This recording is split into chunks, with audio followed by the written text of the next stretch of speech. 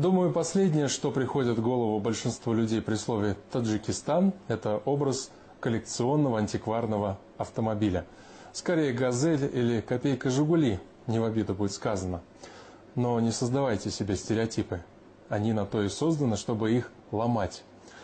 В республике много настоящих ценителей, фанатов ретро-автомобилей. В поисках какого-нибудь грузовика военного времени или Кадиллака, выпущенного ограниченным тиражом в 50-х, они ездят по дальним весям и кишлакам. И, как ни удивительно, находят именно там, в глухих таджикских кишлаках, а не на выставке где-нибудь в Монте-Карло. Не все вещи с годами дешевеют. На этом поле таджикские коллекционеры выставили старые автомобили. Они имеют свою цену, историю и личную характеристику. Это первая такая выставка для Таджикистана. Выставку «Авторетро Душанбе» приурочили ко дню рождения столицы. Местные коллекционеры выставили 80 автомобилей 1931-1970-х годов выпуска. 20 лет тому назад. Самого старого железного коня пригнал Рахимджон Назаров из города Вахдат. Старые коллекционные машины – главная страсть братьев Назаровых. Здесь они представили 10 ретромобилей, а всего их в семье 25. Временно я мотор чему-то. «Опель Адмирал» – старейший и самый дорогой автомобиль в стране. Особая гордость Назаровых. На сборку и ремонт Рахимджон потратил почти 20 лет жизни, но какие-то запчасти не может найти до сих пор.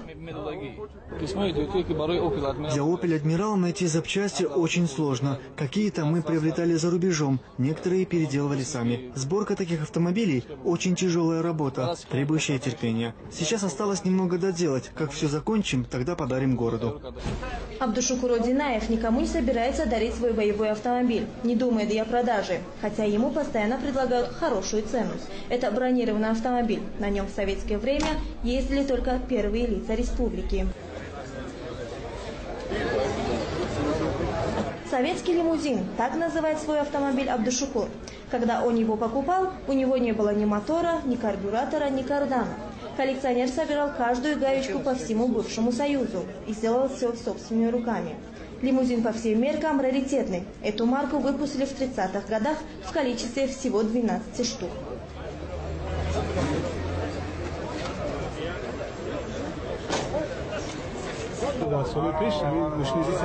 В прежние годы такие марки ЗИЛ-301 изготавливались только для правительственных лиц. Когда они выходили из эксплуатации, то их читировали и сдавали на металлолом. Я не знаю, как эта машина уцелела. К счастью, она попала ко мне. Такие машины выпускались по спецзаказу. Вот этих лимузинов было всего 12.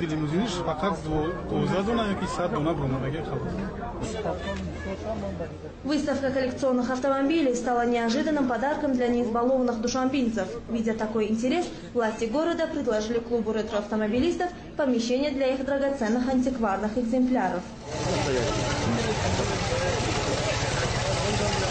Антикварными автомобилями в Таджикистане владеют и министры, и простые смертные. Это особая национальная любовь.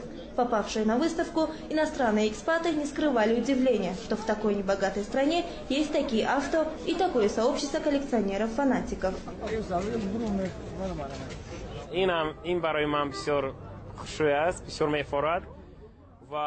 Я уже долгое время нахожусь в Таджикистане, и мне даже не верится, что здесь есть столько прекрасных антикварных автомобилей.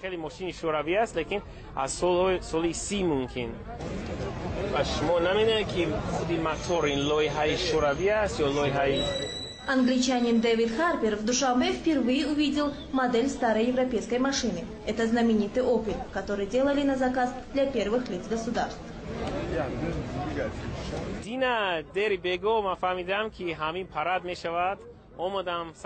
Я узнал, что состоится фестиваль-выставка, и с раннего утра стоял и ждал открытия. Лично для меня это очень интересно, потому что на выставке представлены очень старинные автомобили. Я, честно говоря, удивлен, что такие машины попали в Душанбе, и как они хорошо сохранились. Некоторые из них так шикарно отремонтированы, что, глядя на них, вспоминаешь былые времена.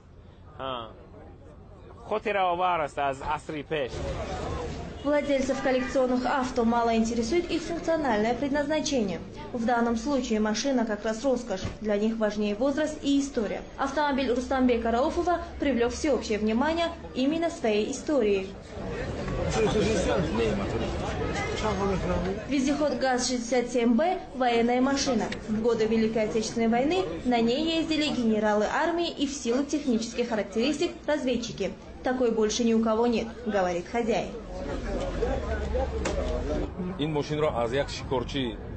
Этот автомобиль 1941 года производства. Я купил его у русского мужчины, дяди Саши из Шахритутского района. Машина была в ветхом состоянии. Я покрасил ее в заводской цвет, а запчасти купил за границей.